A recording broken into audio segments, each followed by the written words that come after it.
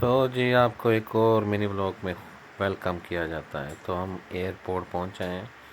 تو یہ ایئرپورٹ کی پارکنگ ہے۔ تو یہ گورنمنٹ کتنی اچھی ہے کہ عوام کے لیے یہ ایئرپورٹ عوام کو دے دیا ہے۔ یہ پرانا ایئرپورٹ اب بند ہو گیا ہے۔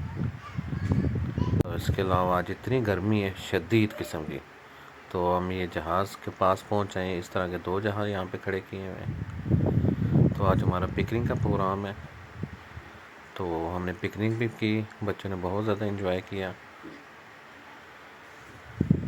تو جی یہ کچھ سنیکس پڑے ہوئے ہمارے پاس۔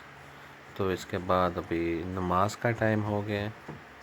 تو ماشاءاللہ یہ بہت ہی خوبصورت مسجد ہے ماشاءاللہ۔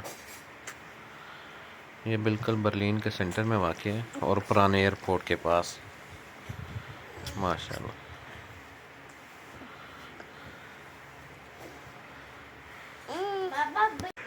ماشاءاللہ یہ اندر سے بہت ہی پیاری مسجد ہے۔ تو یہ اس کا یہ باہر والا ہاتھ ہے، یہ قبرستان ہے اس کے اندر۔